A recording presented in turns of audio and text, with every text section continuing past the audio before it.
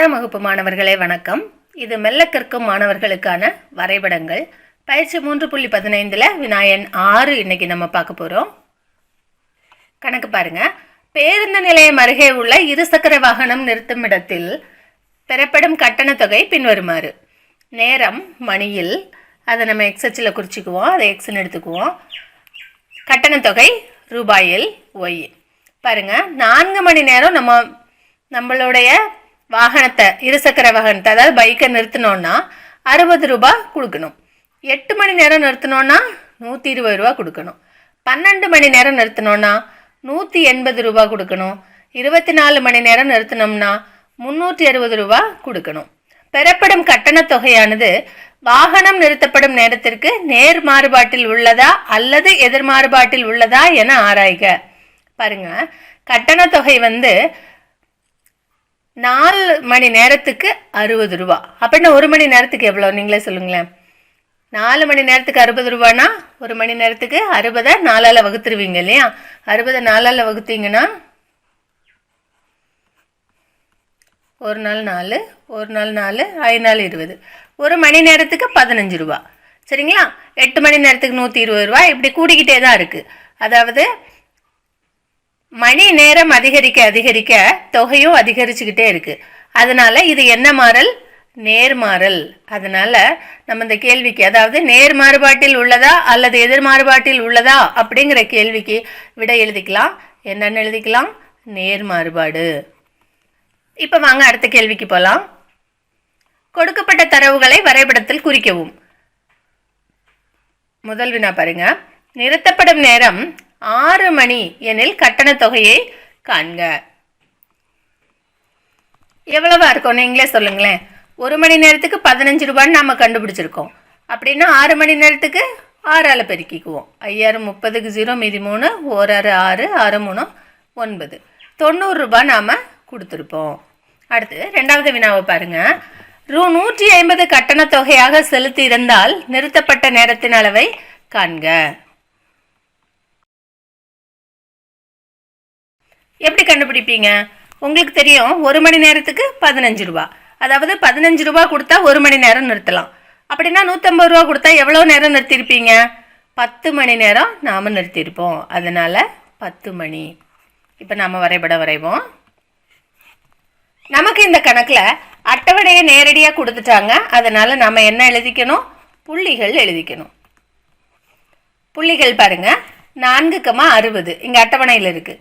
அடுத்து 8,120, 12,180, 24,360ன்னு நம்ம எழுதிக்கிட்டோம். வரைபடம் வரைவோம். எக்ஸ்ஹெச் ஒய்ஹெச் போட்டிருக்கோம். X X dash, Y Y dash நம்ம போட்டுக்கிறோம். போட்டுட்டு எக்ஸ்ஹெச்சில் என்ன குறிக்கலாம், ஒய்ஹெச்சில் என்ன குறிக்கலான்னு பார்க்கலாம். பாருங்கள், புள்ளிகளில் 4,60, 8,120, 12,180, 24,360, 24 வரைக்கும் எக்ஸ்ஹெச்சில் வேணும். அதனால் நாம் எக்ஸ்ஹெச்சுக்கு 2 2ஆக போட்டுக்கலாம். ஒய்ஹெச்சில் பாருங்கள், 60, 120, 180, 360 இதெல்லாம் நாம் குறிக்கணும். அப்படின்னா என்ன பண்ணலாம்? 30 30ஆக போட்டுக்கலாமா? 30 30ஆக போட்டுக்கலாம்.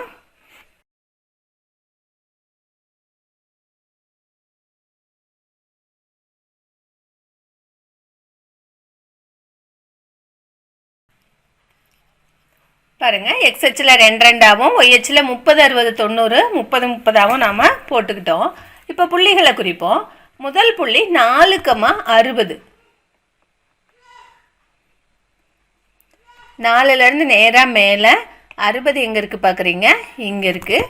இந்த இடத்துல புள்ளி குறிக்கிறீங்க. 4,60. அடுத்த புள்ளி பாருங்கள், 8,120. எக்ஸ்ஹெச்சில் 8, ஒய்ஹெச்சில் 120. புள்ளி இங்கே இருக்குது. பாருங்கள், 12,180. 12 இதிலேருந்து நேராக மேலே, 180 இங்கே இருக்குது. 180 இங்கேருந்து சைடில். இந்த இடத்துல 12,180 குறிக்கிறோம். அடுத்த புள்ளி 24,370. 24 இங்கே இருக்குது, 360 இங்கே இருக்குது. பார்த்துக்குங்க, நேராக இங்கே கொண்டு வரீங்க. இந்த இடத்துல 24,360 குறிக்கிறோம். குறிச்சிட்டு இப்போ இதெல்லாம் இணைத்து ஒரு நேர்கோடு நம்ம வரைய போகிறோம். இதுதான் நமக்கு தேவையான நேர்கோடு. இந்த புள்ளிகளை இன்னும் கொஞ்சம் ஸ்ட்ராங்காக நம்ம வரைஞ்சிக்கலாம். பாருங்கள், 12,180 இன்னும் தெளிவாக 8,120 4,60 24,360 இந்த புள்ளிகளை இணைத்து நாம் ஒரு நேர்கோடு வரைஞ்சிட்டோம். இப்போ நமக்கு 2 கேள்வி கேட்டிருக்காங்க இல்லையா, அதுக்கு விடை அளிக்கலாம். கேள்வி பாருங்கள், நிறுத்தப்படும் நேரம் 6 மணி எனில் கட்டண தொகையை காண்க. எங்கே நிறுத்தப்படும் நேரம் நாம் எழுதியிருக்கோம்? கீழே எழுதியிருக்கோம் இல்லையா? ஸோ இங்கே நிறுத்தப்படும் நேரம்னு நீங்கள் எழுதிக்குங்க. இது நிறுத்தப்படும் நேரம். இந்த பக்கம் என்ன போட்டிருக்கோம் அப்படின்னா, நாம் எவ்வளோ நேரம் நிறுத்தியிருக்கோமோ அதுக்கு கொடுக்கப்பட்ட தொகை.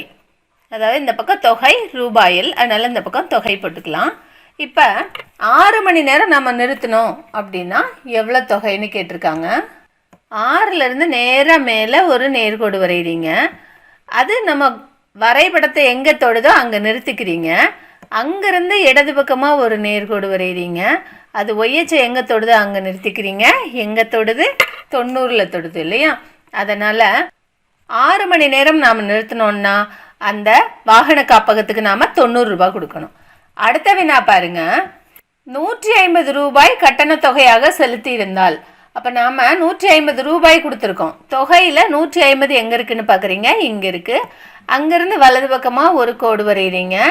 அது நம்ம கிராஃபை எந்த இடத்துல முட்டுதோ அங்கே நிறுத்திட்டு அங்கேருந்து கீழ் நோக்கி ஒரு கோடு வரைகிறீங்க. அந்த இடத்துல இருந்து நேராக கீழ் நோக்கி ஒரு கோடு வரைகிறீங்க. அது எங்கே நிற்கிதோ அதுதான் நாம் அந்த வாகன காப்பகத்துக்கு செலுத்திய தொகை. எங்கே நிற்கிது? அது 10ல். ஓகேங்களா? அதனால் 2வது வினாவுக்கு விடை 10. முதல் வினாவுக்கு என்ன விடை? 90 ரூபாய். 90. 2வது வினாவுக்கு 10ங்கிறது மணி. மறுபடியும் ஒரு தடவை ஃபஸ்ட்லேருந்து பார்க்கலாம். நமக்கு அட்டவணை கொடுத்துருக்காங்க, அதில் நேரமும் கட்டண தொகையும் கொடுத்துருக்காங்க. அதை வச்சு நாம் புள்ளிகள் எழுதிக்கிறோம். அதுக்கு பிறகு 2 கேள்வி கேட்டிருக்காங்க. முதல்ல அது நேர் மாறுபாடா எதிர் மாறுபாடான்னு கேட்டிருக்காங்க. எக்ஸ் அதிகரிக்கும் போது ஒய் அதிகரித்தா அது நேர் மாறுபாடு, அதை எழுதிக்கிட்டோம். அடுத்த நிறுத்தப்படும் நேரம் 6 மணி எனில் கட்டண தொகை கேட்டிருக்காங்க. நாம் 1 மணி நேரத்துக்கு 15 ரூபான்னு கண்டுபிடிச்சிட்டோம். அதை 6ஆல் பெருக்கி 90ன்னு போட்டிருக்கோம். அடுத்து 150 ரூபாய் கட்டண தொகையாக செலுத்தியிருந்தால் நிறுத்தப்பட்ட நேரத்தின் அளவு கேட்டிருக்காங்க. 15 ரூபாய்க்கு 1 மணி நேரம் நிறுத்தலாம்.